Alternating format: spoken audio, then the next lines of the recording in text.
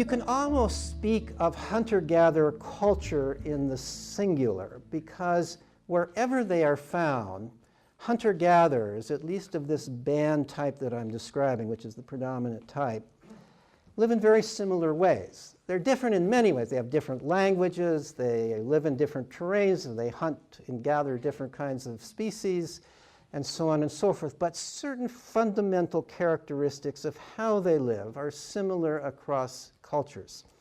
They live in small bands of maybe 20 to 50 people per band. That's including the children. So these are very small bands. Each band is governed autonomously. There's no hierarchy of government over the bands. They are mobile. They move around to follow the available game and vegetation. So that means that they can't accumulate property. There's no point in owning any more than they can easily carry when they move from place to place. They can't store food, so their hedge against starvation really is friendship and sharing.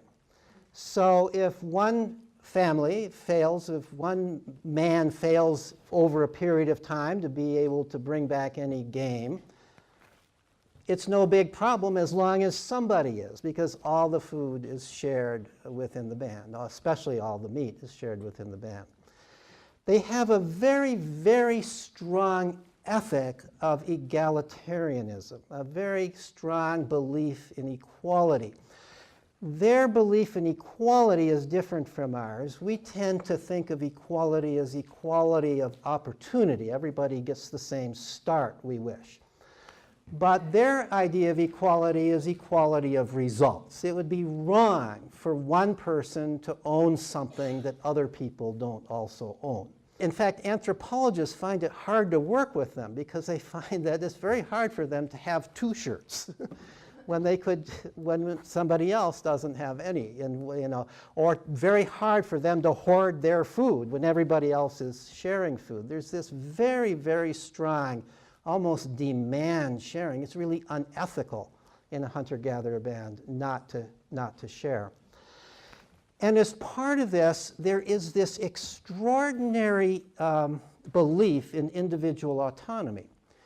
Just as they believe in equality of goods, they believe in equality of power.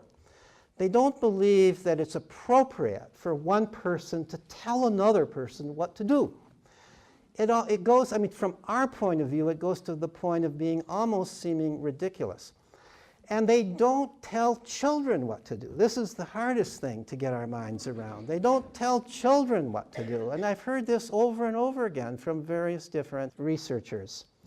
So you've got this situation of people living in these mobile groups. They're sharing, they're cooperating in food gathering. They're sharing everything.